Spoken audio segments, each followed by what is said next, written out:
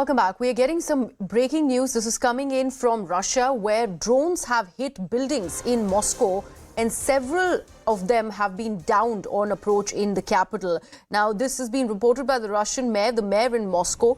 He has mentioned that drones have hit several buildings in Moscow, causing minor damage, and no serious injuries have been reported, as per the news agencies also. And the mayor of the Russian capital city, Moscow, also mentions that all emergency services of the city are currently at the scene of the incident.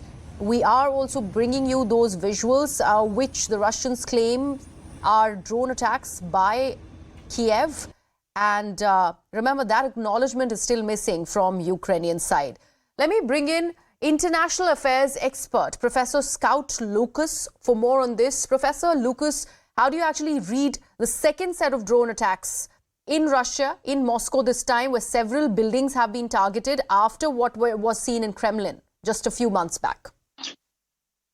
So earlier this month, you're right that there were two drones that tried to attack the Kremlin. And both U.S. intelligence and a Ukrainian official later said, yes, that Ukrainian agencies were behind the attack. However, on this occasion, what we have are at least 10 drones that were fired on Moscow. Several have hit targets, causing minor damage, but no one has claimed responsibility. So it's too early for us to say whether this was, for example, a group inside Russia that had the ability to fly this attack, or what I think is still more likely, but not confirmed, which is that this is another Ukrainian strike. Okay. Professor Lucas, that's an important point that you mentioned, because last time also, when there was a Kremlin attack on Kremlin by twin drones, there was a conspiracy theory that this attack is coming from within Russia, considering the border with Ukraine was far, far away from Kremlin. This time around, we're talking about the capital city of Moscow. Similar theories doing the rounds. If at all it's an internal work, what could possibly that be? Well, look, I'm just going to be straight with you, and that is that until you have evidence to support a theory, I don't actually really discuss it in detail. Now, what I will tell you is that there is infighting in Moscow, and that is serious infighting. For example, between the leader of the Wagner Group mercenaries, a man named Yevgeny Prigozhin, and the Russian Defense Ministry. And indeed, Prigozhin just yesterday implicitly criticized Vladimir Putin and said he needed to man up and fight this war properly. But there's no evidence that the Wagner Group, for example, is behind the drone strikes. There's no evidence that a group formed earlier this year who call themselves the Angry Patriots. There's no evidence they're behind it. So I think we stick with right now with reporting. It's significant that whoever did this, that you could have the ability to launch what is primarily a symbolic attack in Moscow to show both the residents and the leadership you're not safe, even as you've launched your 17th set of drone attacks and missile strikes on Kiev earlier this morning.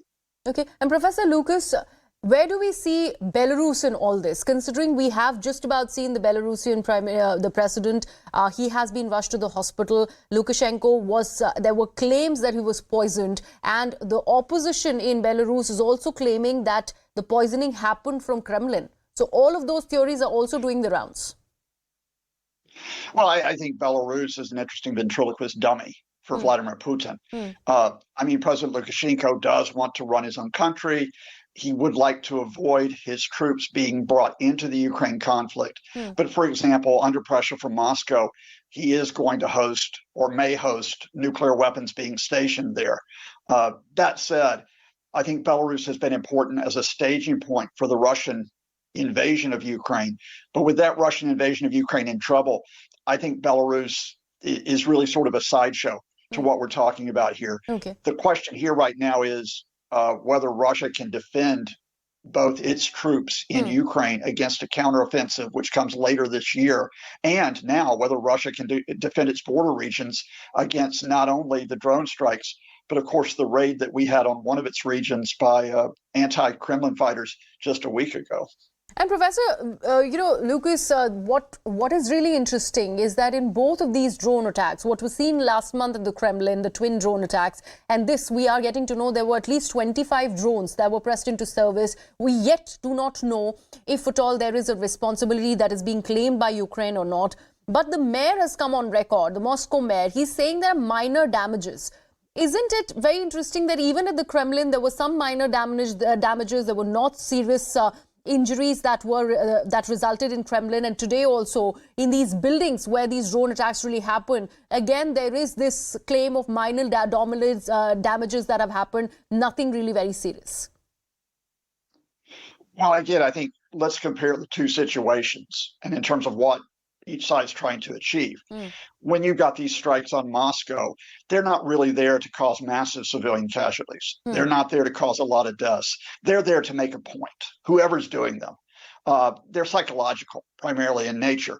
When you talk about the Russian strikes on Kyiv and across Ukraine, and as I said, we've had 17 sets of missile and drone strikes just this month. They are designed to kill people. They are designed to carry out mass killing. Almost all of these missiles and drones are not being fired now on military positions. They're not being fired on energy infrastructure.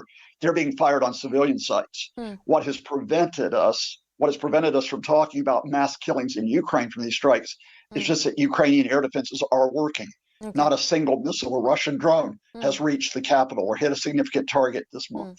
Okay, and Professor Lucas, how does one read the Defense Ministry statement that's coming in from Russia? And I'm quoting from the statement, and they have said that this morning the Kiev regime carried out a terrorist attack with drones on targets in the city of Moscow. 8 drones were used in the attack, and all of the enemy drones were downed. Unquote. That is what the Ministry of Defense in Russia was quoted as saying. And yet there is no claim, no responsibility that has come from the Ukrainian side. We'd seen how the President Volodymyr Zelensky at the time of the Kremlin attack was very, very quick to say that this was not Kiev's work. Do we expect a similar response anytime now? Well, first of all, this is what the Russian Defense Ministry would say. Whoever carried out the attack, it is a terrorist. I mean, that's just the label they'll give it. And they would say, oh, we shot down several drones. What is significant is they didn't shoot down all the drones. That's what is symbolically important. In terms of Ukraine, Ukraine will initially not claim responsibility openly for any of the attacks that it's carrying out inside Russia. And let's be honest here, on the border, in the Russian regions on the border, Ukraine has been striking Russian military positions, oil installations, railway lines for months. And these are called shaping operations, which are preparing for the counteroffensive to liberate territory inside Ukraine. But the Ukrainian military, Ukrainian intelligence services, those people who need to know that they're behind it, they know. The Russians know.